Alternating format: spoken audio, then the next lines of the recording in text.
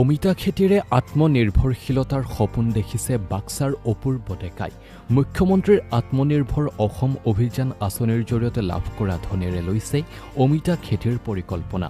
যি সময়ত ৰাজ্যত নিবনুৱা সমস্যাই ভয়াৱহ ৰূপ ধাৰণ কৰিছে, ঠিক তেনে সময়তে বাক্সাৰ কাহিতামা পথাৰৰ যুৱ কৃষক অপূৰ্ব ডেকাই লৈছে এক ব্যতিক্ৰমী পদক্ষেপ। 2 বিঘা মাটিত অমিতা খেতি কৰি অপূৰ্বই দেখিছে স্বাৱলম্বিতাৰ সপোন। কৃষি কৰ্মৰে যে আত্মনিৰ্ভৰশীল হ'ব পাৰি তাৰ উদাহৰণ দাঙি ধৰিছে যুৱ কৃষক অপূৰ্বই। মুখ্যমন্ত্ৰীৰ আত্মনিৰ্ভৰ অসম অভিযানৰ জৰিয়তে 2টা কিস্তিত লাভ কৰা 1 লাখ টকাৰে 2 বিঘা মাটিত ৰুইছে অমিতা।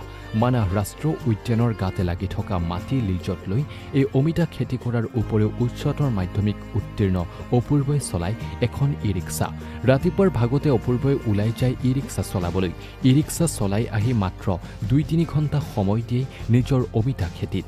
মুখ্যমন্ত্ৰীৰ আত্মনিৰ্ভৰ অসম অভিযান আঁচনিৰ অধীনত ধন লাভ কৰাৰ বাবে মুখ্যমন্ত্ৰী ডক্টৰ হিমন্ত বিশ্ব শৰ্মাক ধন্যবাদ জ্ঞাপন কৰে অপূৰ্ব ডেকাই। ভৱিষ্যতে মুখ্যমন্ত্ৰীগৰাকীয়ে এনে আঁচনিৰ জৰিয়তে শিক্ষিত যুৱক যুৱতীসকলক যাতে স্বাৱলম্বী কৰিব পাৰে তাৰ বাবে অনুৰোধ জনায় অপূৰ্বই।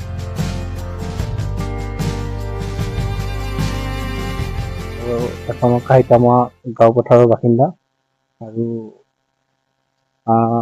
এই অমিতা খেতি কৰিছোঁ মই 2 বিঘা কৰিছোঁ আৰু আগতে কৰিম বুলি মই বহুত পৰিকল্পনা কৰি আছিলোঁ আৰু কৰিম বুলি ভাবি আছিলোঁ যদি আৰ্থিকভাৱে মই দুৰ্বল আছিলোঁ আৰু এতিয়া মই এই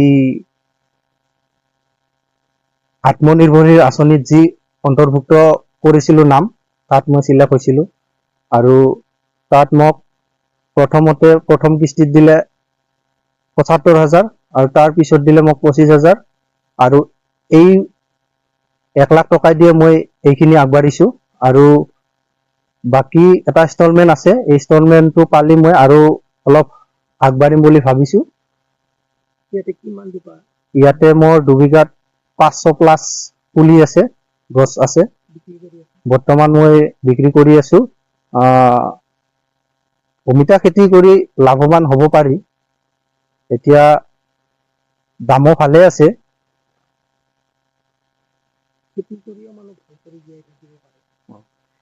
এতিয়া যিকোনো খেতি কৰিয়ে মানুহ স্বাৱলম্বী হ'ব পাৰি আৰু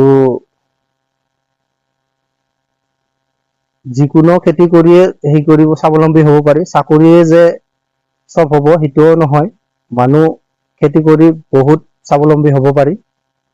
এইখিনিকে মই মেছেজ দিব খুজিছোঁ আৰু মই মুখ্যমন্ত্ৰী মহোদয়ক মই ফালৰ পৰা বহুত ধন্যবাদ জনাইছোঁ আৰু যাতে আগলৈ এনেকা আঁচনি আনি আমাৰ গাঁৱৰ ভিতৰুৱা গাঁৱৰ ডেকা যুৱকসকলক এনেকুৱাকে আগবঢ়াই নিয়ে, তাৰে কাৰণে মুখ্যমন্ত্ৰীক মই বহুত ধন্যবাদ জনাইছোঁ।